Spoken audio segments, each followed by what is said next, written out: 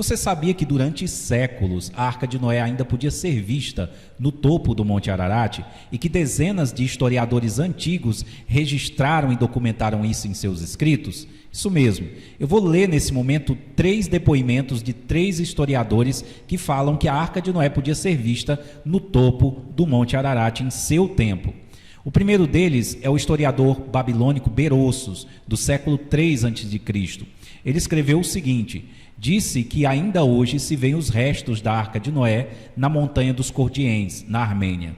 E alguns levam desse lugar pedaços de betume com o qual ela estava recoberta e deles se servem como impermeabilizante. Olha que coisa interessante. Ele não só disse que a arca era vista lá, como também as pessoas arrancavam o betume ali com que Noé tinha calafetado a arca e levavam para casa. Temos também o depoimento de Nicolau de Damasco, historiador e filósofo, de 64 a.C. a 4 a.C. E Nicolau de Damasco vai dizer o seguinte: há uma grande montanha na Armênia, situada na cordilheira de Minas, para onde muitos se refugiaram durante o dilúvio e foram salvos. E uma certa pessoa, carregada em uma embarcação, encalhou no topo, e as relíquias da madeira foram preservadas por muito tempo.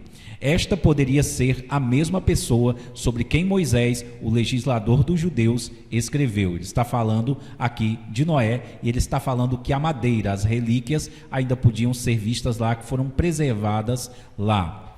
Temos também o testemunho escrito de Teófilo de Antioquia, que no caso é o 6º bispo de Antioquia, que viveu de 115 a 185 depois de Cristo. Ele diz o seguinte: e assim a raça de todos os homens que então existiam foi destruída, e somente aqueles que estavam protegidos na arca foram salvos. E esses, já dissemos, eram 8, e da arca os restos ainda podem ser vistos até hoje. Se dirige à montanha Ararat, na região da Arábia, como se diz, onde ela repousou após o dilúvio. Esses são apenas 3 historiadores, que eu citei, mas existem muitos mais que eu vou falar para vocês nos próximos vídeos, que estão dizendo que a arca era vista lá no topo da montanha.